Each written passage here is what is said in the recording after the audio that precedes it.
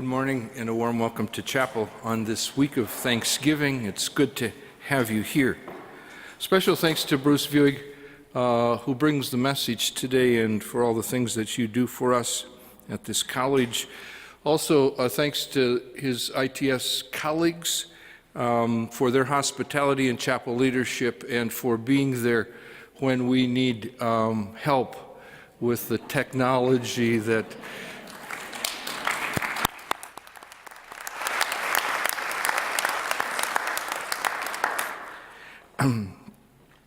Also, thanks to Cobertones today, who will bring us some music. We're grateful for that, and to Andrew Steinberg for the message of music that he always offers over here on that piano. Reminder that through Advent, we are going to continue to gather food that will be distributed through our local food shelves. So there is a place by the baptismal font. We invite you to bring non-perishable gifts for the broader community. We will continue with a greeting. With thankful hearts, we gather as one. Celebrate the power of gratitude in our life together.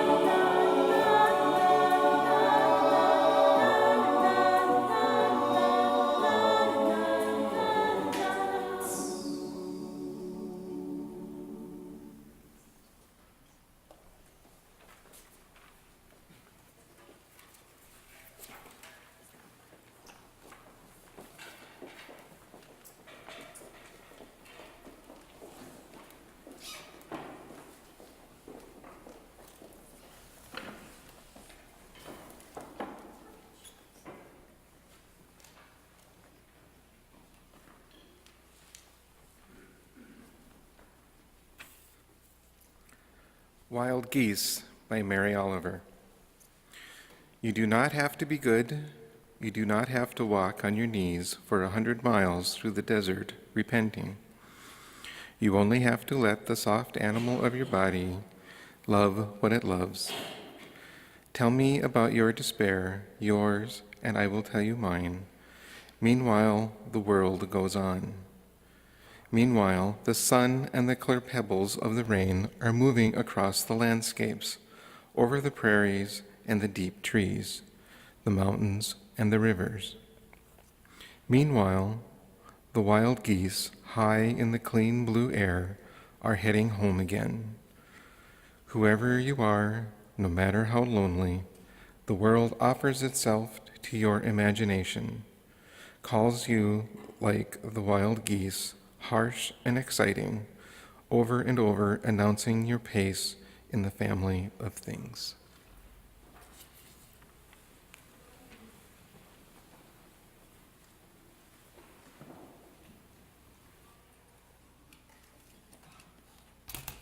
Thank you, Copper Tones. It's terrific, really terrific. So a good morning, Monday morning to you all. Let us be thankful this day. Thankful for gifts aplenty, the gift of family, the gift of friends, the gift of colleagues, the gift of students of yesterday and today, the gift of music, of art, of poetry, of theater, and of literature. The special gift that is indeed the Concordia community. It is indeed a pleasure, honor, to share with you some thoughts this morning. While I admit, as I've spoken with our Pastor Tim, I have a certain reluctance to share these thoughts with you today, but I truly speak today in the spirit of life together and responding to the invitation from Campus Ministry and Pastors Tim and Ellie to, quote, explore what it means to live in community and what is at the heart of Concordia's community.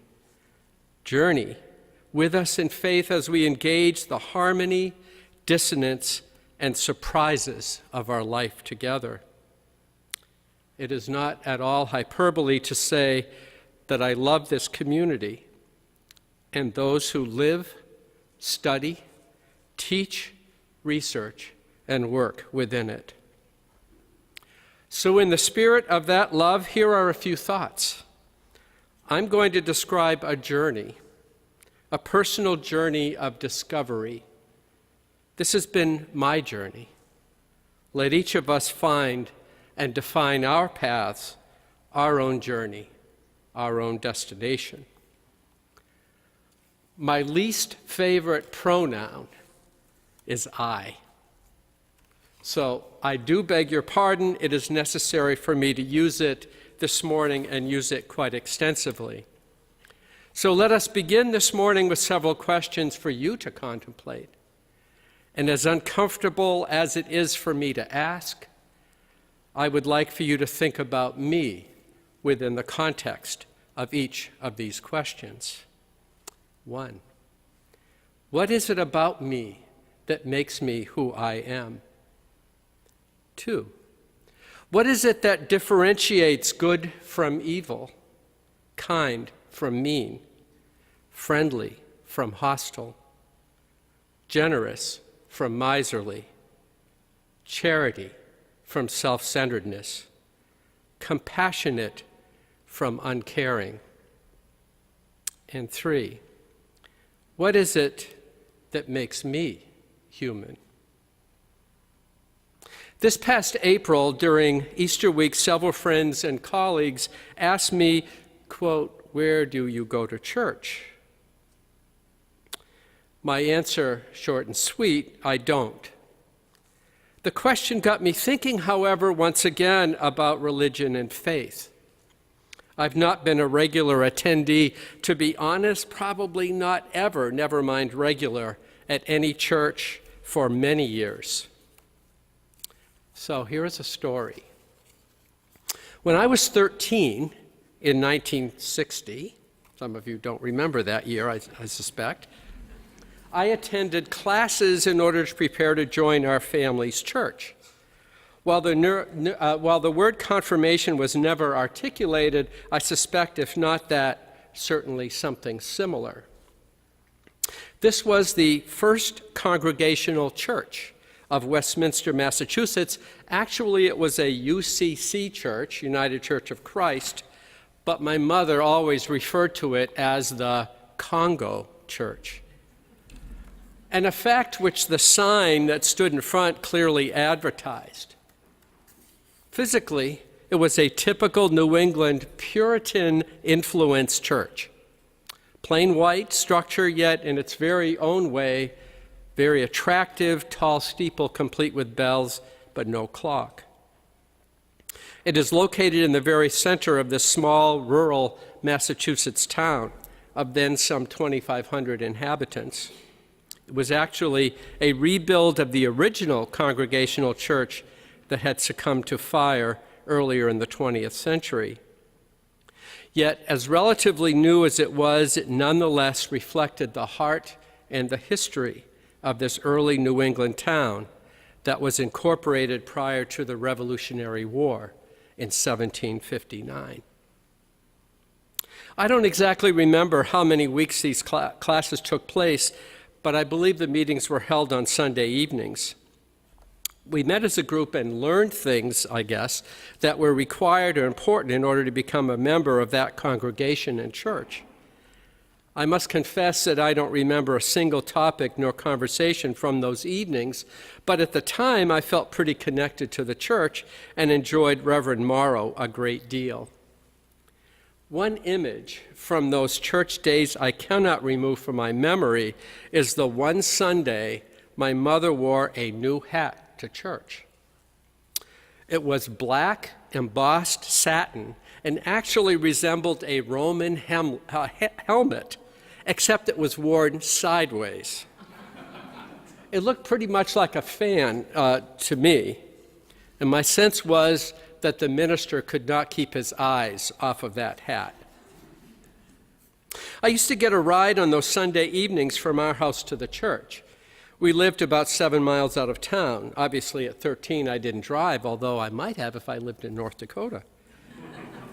The driver was also a teenager, several years older than me, who lived together with his family just a bit up the street from us on rural Turnpike Road.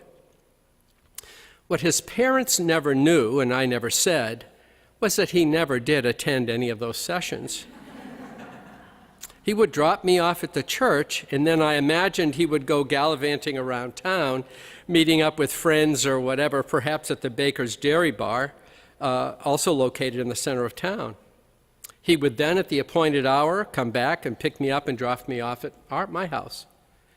He would then, I doubt that his folks, and certainly mine, never really knew the true story. Bless his heart, he was a wonderful young man, full of life. A charming fellow who drove a very sporty Thunderbird. I always thought he looked a lot like Ricky Nelson. I suspect a lot of you don't know who that was.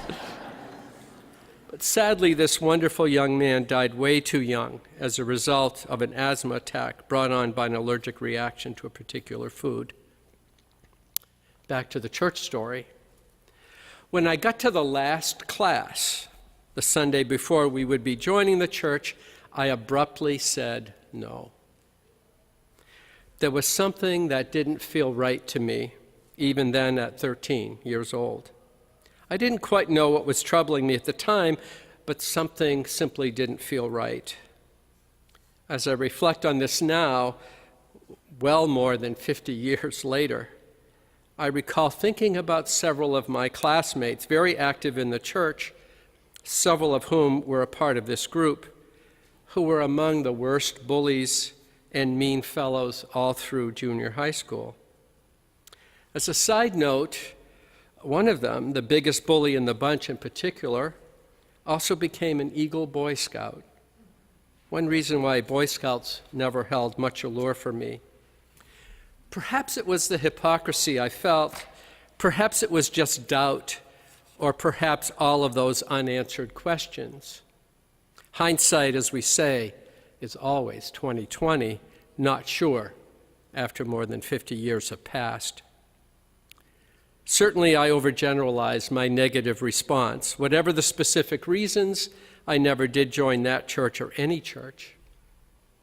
Since that time, I've traveled through, well, perhaps touched upon as a better description, several different religions and religious experiences, Catholic, Lutheran, Methodist, others, never really feeling any differently, never feeling that sense of connection, that sense of community that so many of my friends and colleagues with faith exhibit.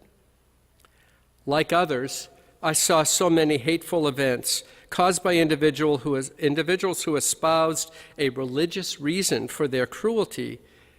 That behavior and the talk didn't fit.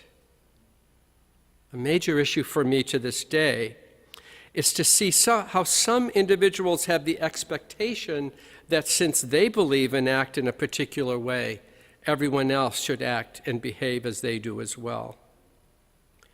They don't seem to be satisfied living as they choose.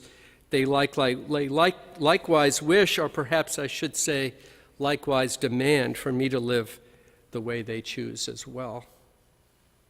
To be fair, there are also countless individuals who live their faith with all their hearts and souls, whose behavior reflects the best of humankind. For some period of time, I've wondered if I might be an atheist. Atheism, at least as I've perceived it, is so negative, so cynical, so hateful in oh so many ways. I have none of those feelings, those seemingly popular negative feelings about individuals of faith or of faith itself, so that doesn't work for me.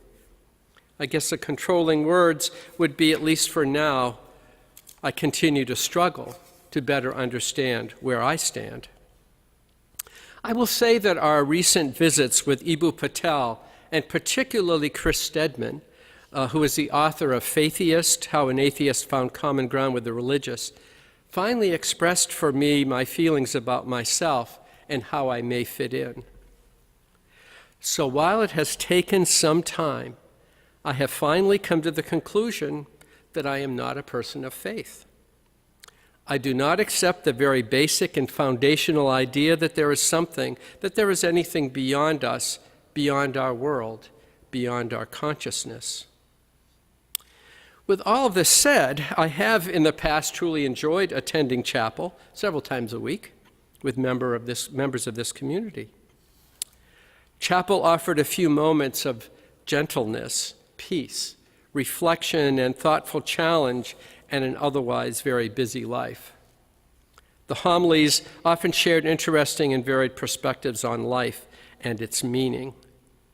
I have been particularly moved by student homilies during Thursday chapels that so often reflect their personal travels through life and religion and faith, and very often also reflect the transformational nature of their Concordia experiences. Feeling somewhat hypocritical, I stopped attending chapel this year. I have to admit, I do occasionally attend primarily to experience the music, and occasionally I watch passively via the stream. Truth is, I have finally accepted the reality that I am not a believer, simply stated.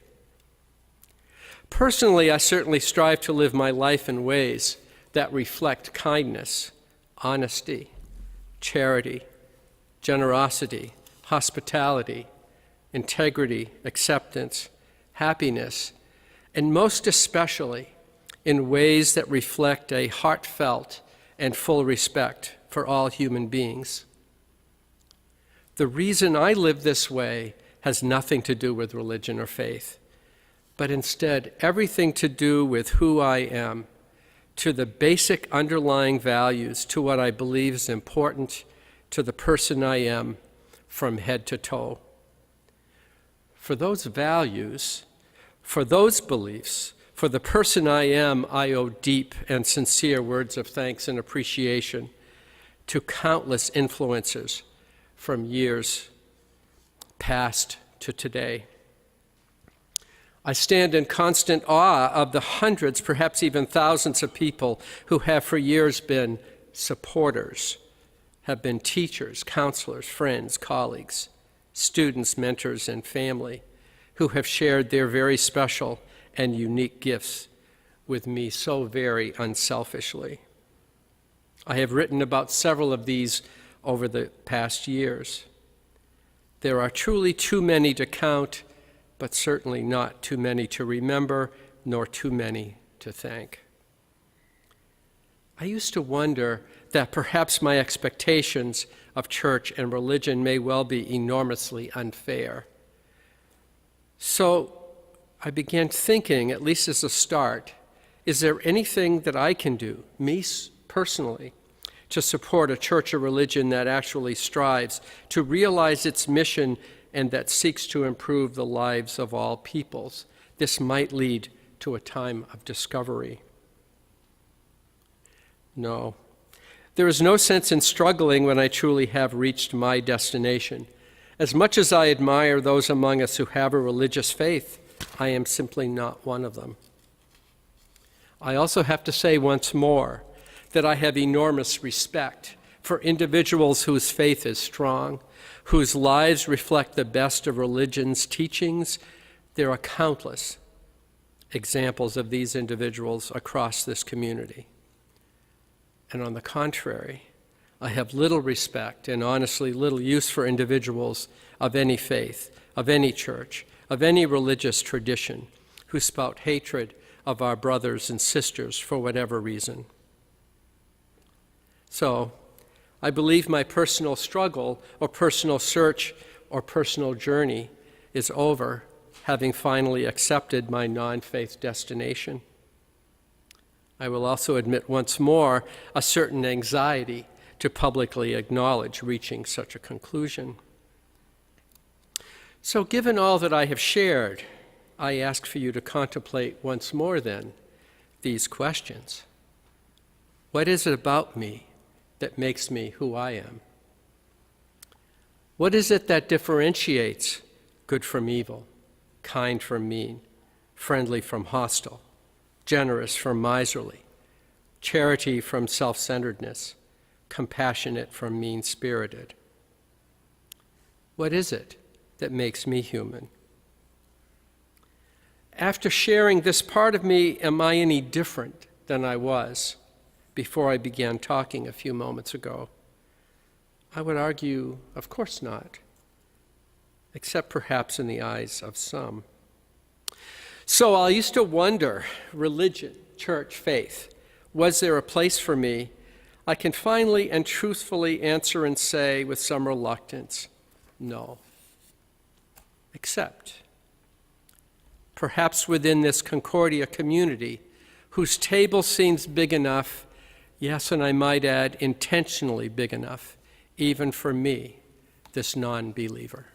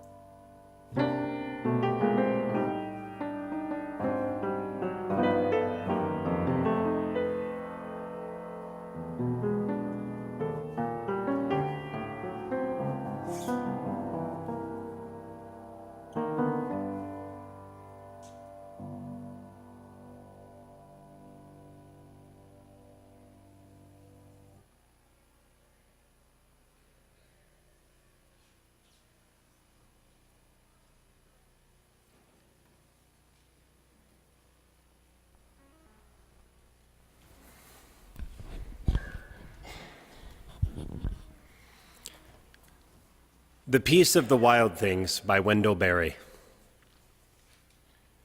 When despair for the world grows in me, and I wake in the night at the least sound in fear of what my life and my children's lives may be, I go and lay down where the wood drake rests in his beauty on the water, and the great heron feeds.